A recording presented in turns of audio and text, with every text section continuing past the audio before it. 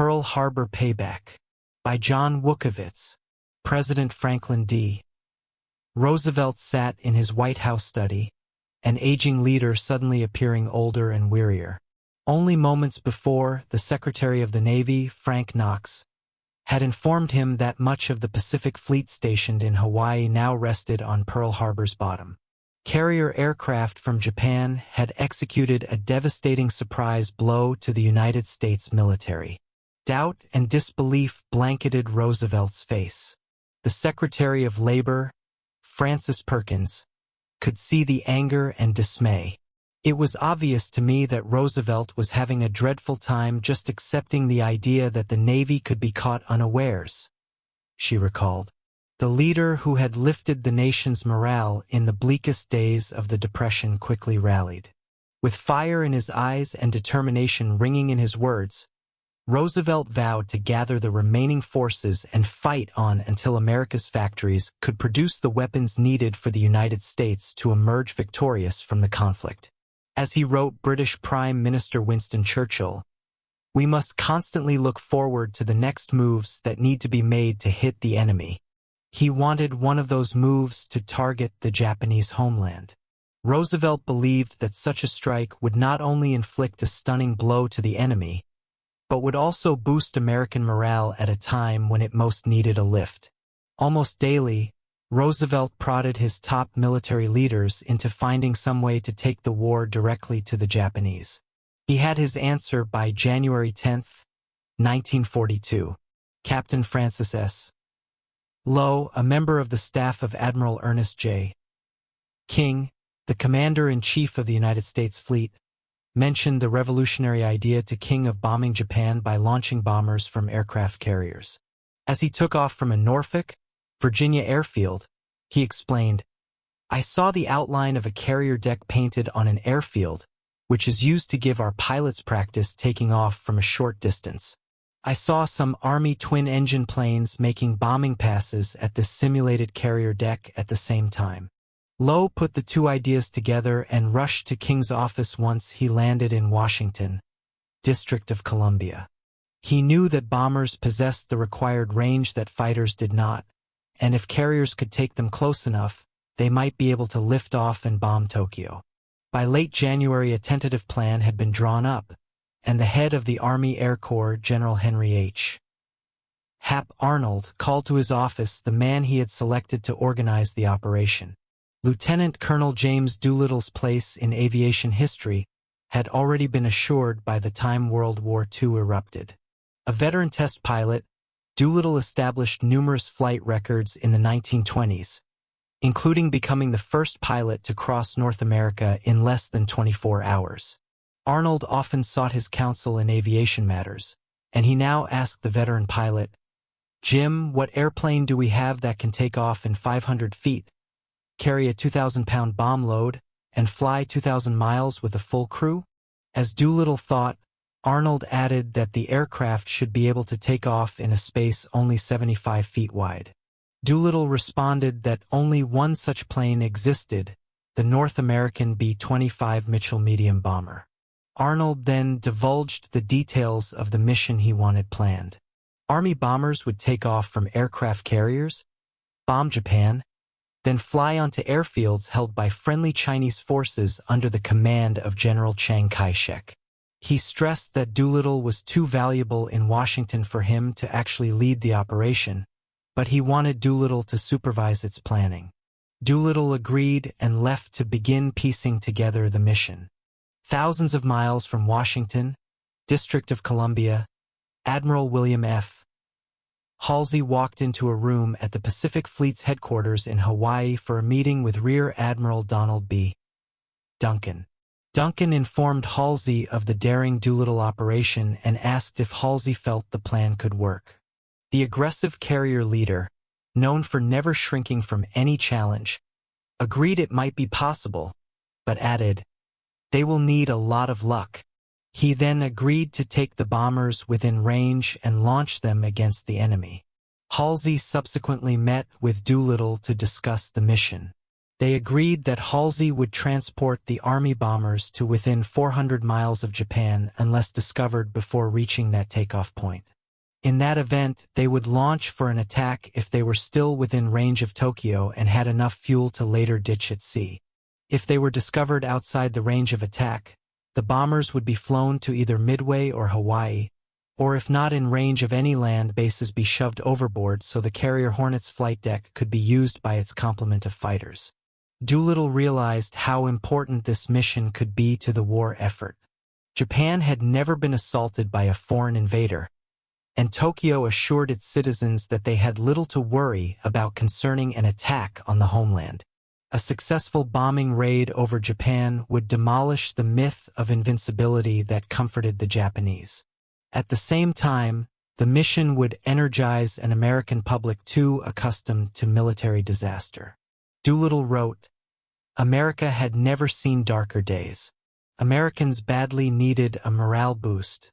I hoped we could give them that by a retaliatory surprise attack against the enemy's home islands launched from a carrier, precisely as the Japanese had done at Pearl Harbor."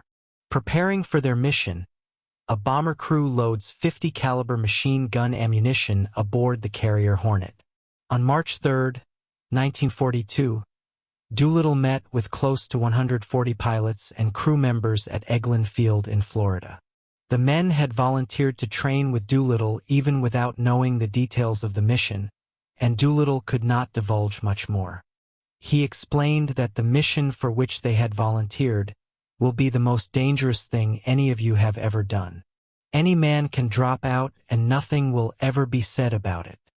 He cautioned against discussing their work with anyone, even among themselves, and that the lives of many young men are going to depend on how well you keep this project to yourselves. While the group practiced launching bombers from restricted distances for the remainder of the month, Doolittle tried to change Hap Arnold's mind about his exclusion from leading the bombers to Japan.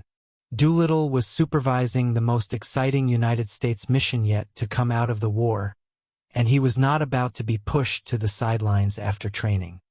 He met with Arnold in mid-March, when Arnold agreed that if his Chief of Staff, Brigadier General Millard F. Harmon, Jr., assented to Doolittle's participation, he would also.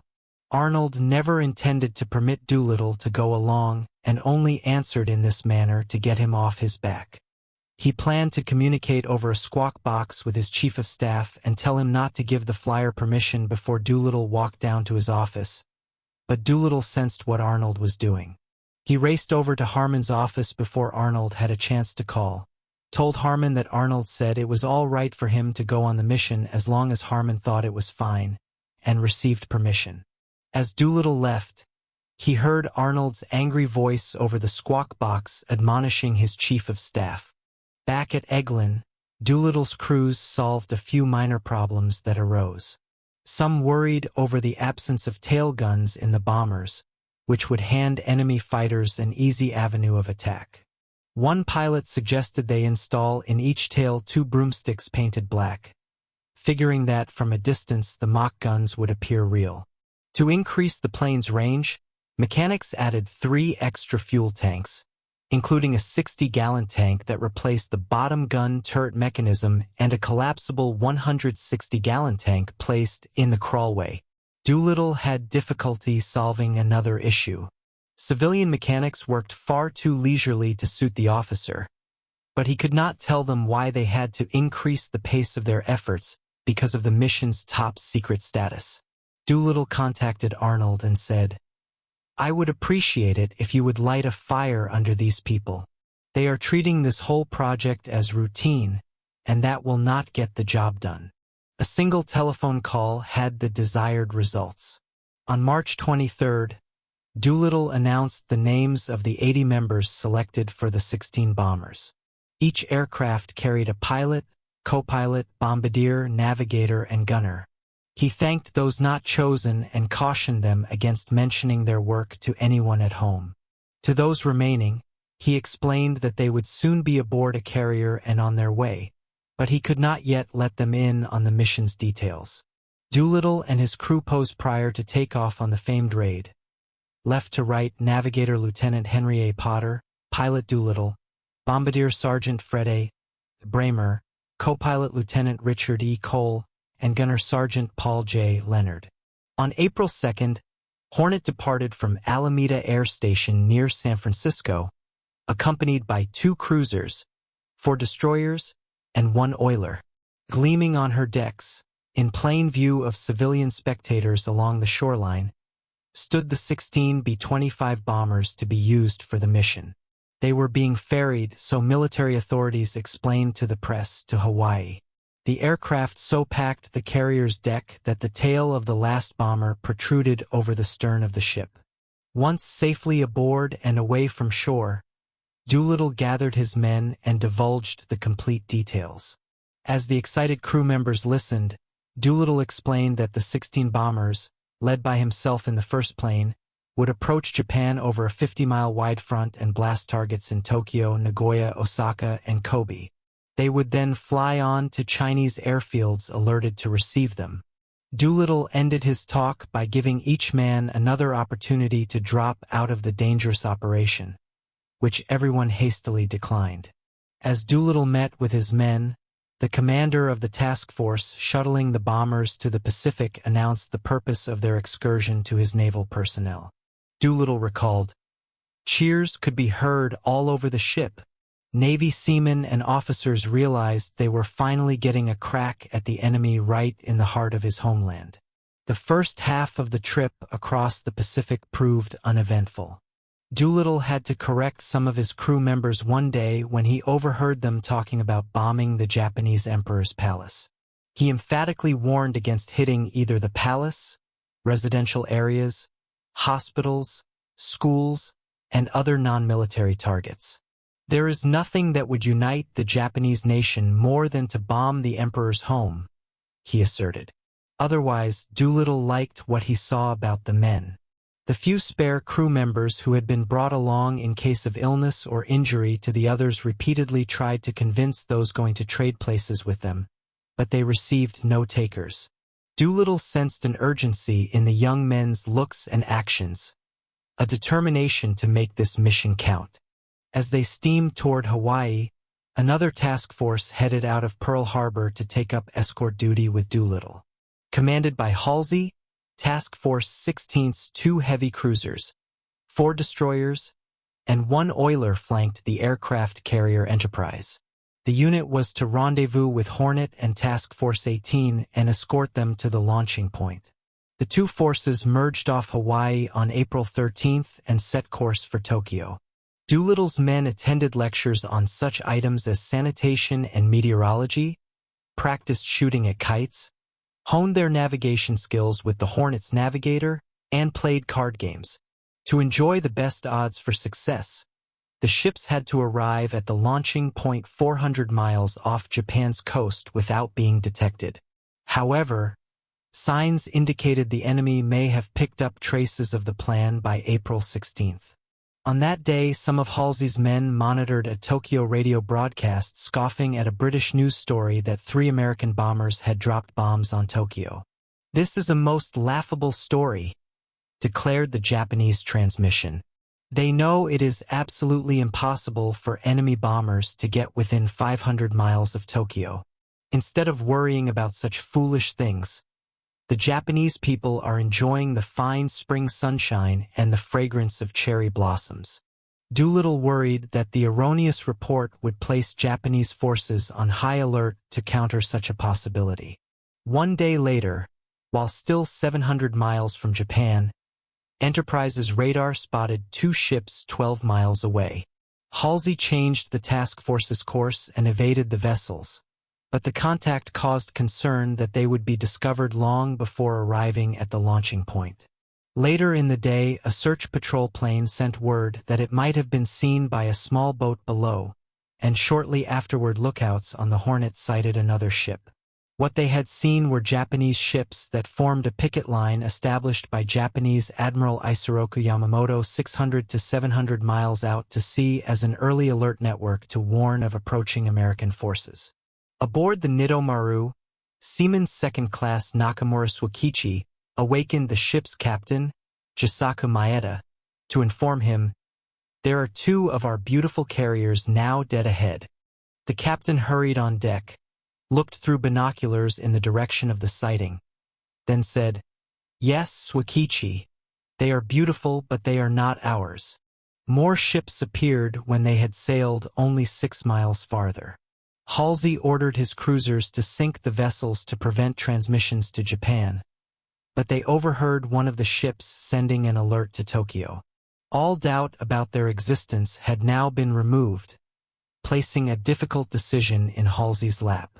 Despite being 650 miles from Japan, Halsey knew he either had to immediately launch the bombers, even though the longer range might preclude most aircraft from reaching safety in China, or turn back.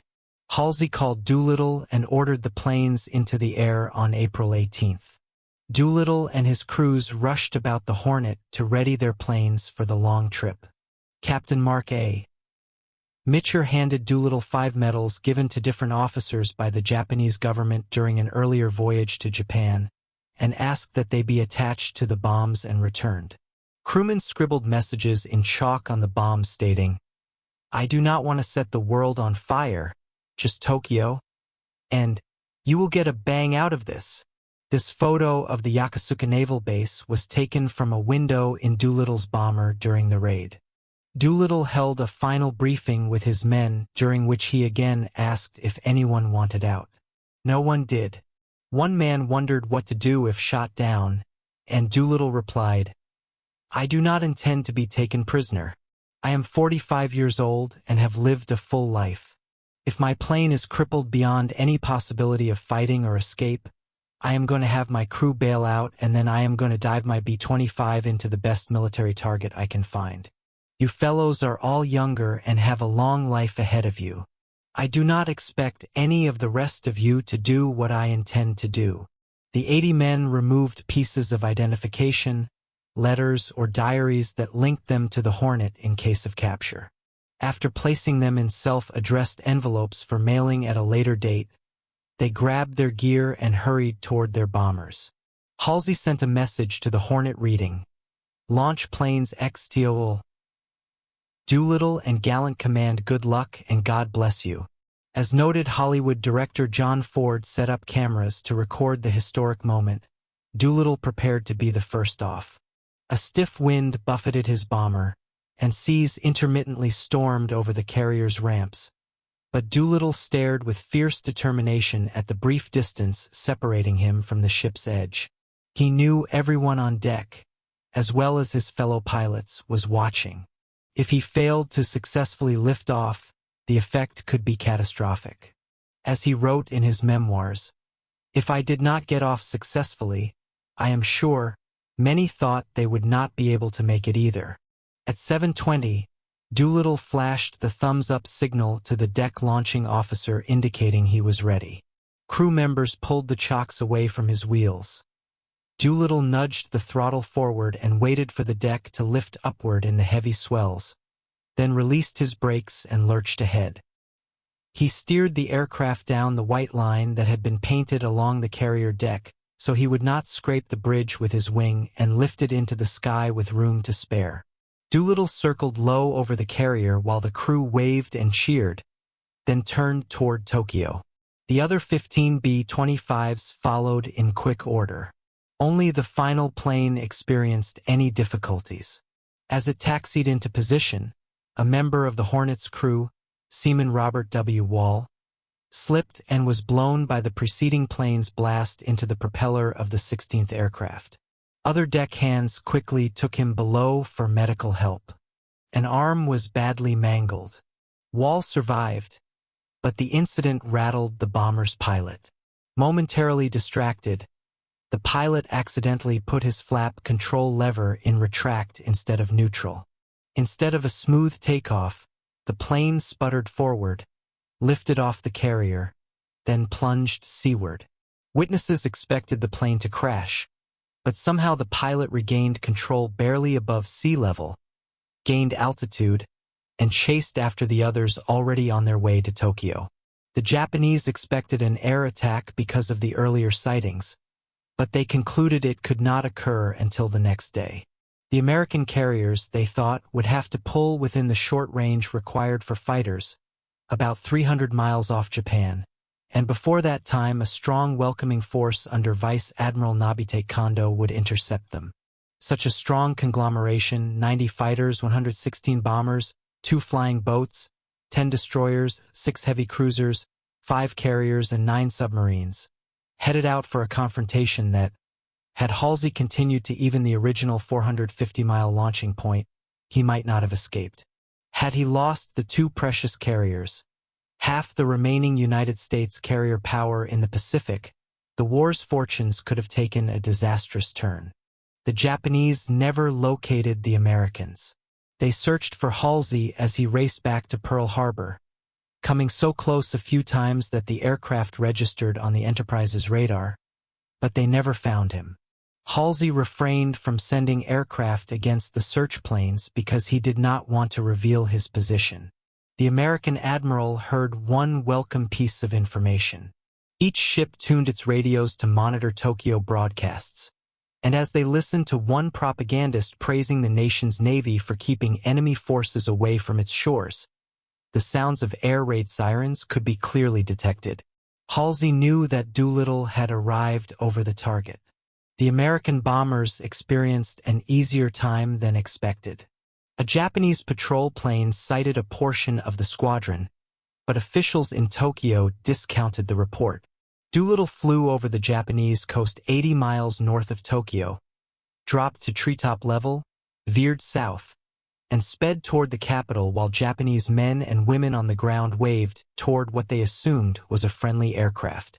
Doolittle arrived over Tokyo shortly after its citizens had gone through one air raid drill, and they now assumed that the bombers that suddenly appeared were just a part of another drill. As he neared the city at 12:30 in the afternoon, Doolittle pulled up to 1,200 feet and dropped his bomb load on some large factory buildings. As he recorded in his log, he then lowered away to housetops and slid over western outskirts into low haze and smoke, turned south and out to sea. Against surprisingly light opposition, Doolittle had invaded the deepest recesses of Japan's capital city and hit targets mere miles from the Imperial Palace. The other 15 bombers achieved similar results and headed for airfields in China, praying that they had enough gasoline to reach their destinations. After evading 5 enemy fighters that apparently failed to spot him, Doolittle flew across to China, where he climbed to 8,000 feet because of mountainous conditions, fog, and rain. With gasoline tanks running perilously low, he attempted to contact an airfield at Chuzhou, but repeated efforts met only silence. Somewhere in the foggy conditions below lay his destination, but without a homing beacon to guide him in, he was flying a blind aircraft. Doolittle had no choice but to abandon the plane and hope he and his crew landed in territory held by friendly forces. As the gauges neared the 0 mark, Doolittle placed the bomber on automatic pilot, remained inside while the other crew members parachuted, then jumped. He worried that a hard landing might injure his ankles, which he had broken in an earlier accident, but a soft touchdown in a rice paddy alleviated his fear. He did not feel as comforted as he could have, though, because animal waste blanketed the terrain. Colonel John Hilger, left rear, and 2 other Doolittle Raiders are seen in company with their Chinese rescuers at Chuzhou. Doolittle knew he could not locate the other crew members in the dark, so he found a water mill in which he took refuge for the night. He had trouble sleeping due to the intense cold, so he performed a series of calisthenics all night to keep warm. When daylight broke, he left the water mill and cautiously approached the first Chinese he saw. The individual led Doolittle to a Chinese major, who gave him food and a place to rest. The Chinese reunited Doolittle with his crew, who had landed nearby, and the group boarded a boat to Chuzhou. There they met an American named John Birch, a young missionary familiar with the Chinese language, who traveled with the men through communist-held territory into land controlled by Chiang Kai-shek, and on to Chungking to meet with Colonel Claire Chennault, the commander of American aviation forces in the region. On April 30th, Doolittle and his men met Chiang Kai-shek in his palace. We wore a varied assortment of coveralls, leather jackets, and khaki uniforms spattered with mud and grease. Doolittle later wrote in his memoirs. Their dress hardly mattered to the assembled dignitaries, who welcomed them as heroes. Chiang Kai-shek presented medals to each of the Americans. Although he received a warm welcome from the Chinese, Doolittle worried that his superiors back home, as well as the American public, considered his raid a failure. He knew nothing of what had happened except to his aircraft, and he thought if the other 15 crews encountered heavy opposition en route, were shot down, or captured by the Japanese, the raid would show nothing for the tremendous efforts exerted. One day in China, he discussed the issue with crew member Paul Leonard, who asked Doolittle what he thought would happen when they returned to the United States. "Well, I guess they will court-martial me and send me to prison at Fort Leavenworth," he replied. Leonard listened for a moment before disagreeing. "No, sir. I will tell you what will happen. They are going to make you a general, and they are going to give you the Congressional Medal of Honor." Doolittle appreciated the encouraging words but still believed that he would be seen as a failure. "I felt lower than a frog's posterior," he wrote. Most of Doolittle's men safely made their way back to the United States. One plane, piloted by Captain Edward York, landed in Vladivostok in the Soviet Union when he decided the bomber lacked enough fuel to reach China. Since the Soviet Union was not then involved in the war against Japan, authorities detained the men and held them for the rest of the war. The other 14 bombers crash-landed in China. 3 men died, the Japanese apprehended 8, and the remainder escaped to friendly lines. Japanese military and political officials suffered extreme embarrassment over the raid. After repeated assurances to their emperor and countrymen that the enemy could never violate home soil, a daring raid had brought war to their doorsteps. Admiral Yamamoto felt such deep shame that he retired to his room and placed command in the hands of his chief of staff, Admiral Mato Mogaki. Mogaki later scribbled in his diary, "Today the victory belonged to the enemy. The Japanese could not immediately retaliate against the Americans, but they vented their anger toward innocent Chinese men and women. Japanese soldiers scoured the Chinese countryside seeking the Americans, leaving a trail of smoking, ruined villages in their wake. Raped women and bayonet or beheaded men littered the roads and paths. An irate Chiang Kai-shek informed President Roosevelt that the Japanese searched 20,000 square miles of territory and slaughtered 250,000 Chinese. The vicious response terrified the local Chinese. The Japanese killed one man's 3 sons and his wife, and drowned all his grandchildren before killing him. When they apprehended another Chinese farmer who had helped the Americans, they wrapped him in a gasoline-soaked blanket and forced the farmer's wife to ignite it. Some of the 8 captured Doolittle Raiders faced similar treatment. All 8 were tortured in various ways in efforts to obtain information on the surprise attack.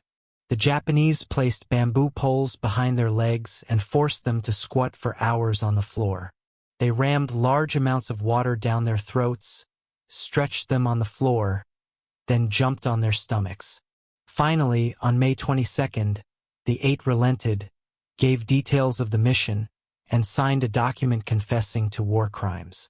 A mock trial in August found the 8 guilty and sentenced them to death, but it was not until October 14th that the men learned who, indeed, had been selected to pay with their lives: Dean Hallmark, William Farrow, and Harold Spatz. In letters home the 3 were permitted to write. The condemned poured out their final thoughts. "I hardly know what to say," penned Hallmark to his mother and sister in Dallas. "I am a prisoner of war, and I thought I would be taken care of until the end of the war. I did everything that the Japanese have asked me to do and tried to cooperate with them because I knew my part in the war was over. Try to stand up under this and pray." Harold Spatz reminded his father in Kansas of the love he felt for him and that he died fighting for my country like a soldier. William Farrow asked his mother to keep her spirits up and mentioned, "I will see you again in the hereafter." He then thanked his fiancée for bringing love into his life. On October 15th, a Japanese firing squad executed the 3 men. The other 5 Americans spent the remainder of the war in prison, during which 2 died. When Admiral Halsey learned that 3 men had been executed, his face turned red with anger. According to an officer standing near Halsey, he stuck out that ram-bow jaw and he ground his teeth. Those eyebrows of his began to flail up and down. All he could choke out was, "We will make the bastards pay. We will make them pay." Jimmy Doolittle arrived in Washington, District of Columbia, on May 18th. A waiting car sped him to the Pentagon for a meeting with Hap Arnold. Then the 2 walked to General George C. Marshall's office to debrief the Army Chief of Staff. Unknown to Doolittle, Arnold arranged for his wife to be flown to Washington and taken directly to the White House. Arnold, Marshall, and Doolittle drove over to the president's residence, where they informed a stunned Doolittle that Roosevelt was about to award him the Medal of Honor. Doolittle had barely absorbed this information when his wife, Josephine, walked into the room. The 2 hugged and spoke a few words, then walked into the Oval Office to meet Roosevelt. An excited president congratulated Doolittle for raising the nation's morale, pinned the medal on his uniform, then asked Doolittle to say a few words. As Doolittle later remembered, "I felt then and always will that I accepted the award on behalf of all the boys who were with me on the raid. Although the damage inflicted was relatively minor, 90 buildings damaged and 50 civilians killed, the Doolittle Raid produced magnificent results." The Japanese military command hurriedly altered plans in the Pacific. Troops meant for other destinations instead headed for China to hunt for air bases in the region, and 4 fighter groups were shifted from outlying Pacific air bases to the home islands. Most important, all opposition in the Japanese high command to Yamamoto's next major offensive, against Midway in June 1942, disappeared. Scheduled operations to seize Samoa, Fiji, and New Caledonia in the South Pacific, which could have seriously hampered the American effort by severing lines of communication with Australia, were postponed so that the Imperial Japanese Navy could muster its strength for the massive Midway attack. In their desire to redeem national honor and wreak vengeance on the Americans, the Japanese hastily implemented a plan at Midway that proved complex and cumbersome and helped lead to a decisive defeat from which Japan never fully recovered. In the United States, morale soared with news of the event. A Los Angeles Times headline read, "Doolittle Do Dit," and the public basked in the glow of one of the few bright spots to emerge from the early days of the Pacific War. When asked in his first press conference after the raid from where the bombers had come, President Roosevelt humorously replied Shangri-La, the fictional paradise that was the subject of a recent popular novel. The country regained optimism that its military forces could fight back, that the nation had something with which to fight back, and that it would eventually succeed. The Doolittle Raiders have long been remembered for their gallant efforts in April 1942. The military bestowed various honors on the men, including promoting Doolittle directly to brigadier general. Hollywood produced a noted movie about the mission 30 Seconds Over Tokyo, and veterans from the group are frequently asked to speak to school children and military gatherings. Each April 18th, on the anniversary of their raid, the surviving Raiders gather for a reunion.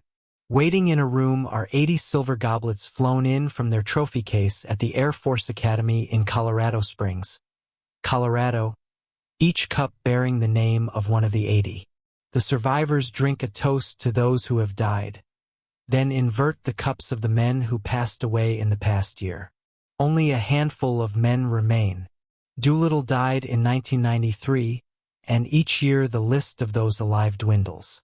What will not be forgotten is the contribution they made to victory when their nation was down. They picked it up and showed that the American fighting spirit would prevail. John Wukovitz is a veteran writer on World War II in the Pacific and is the author of several books, including a biography of Admiral Clifton A. F. Sprague.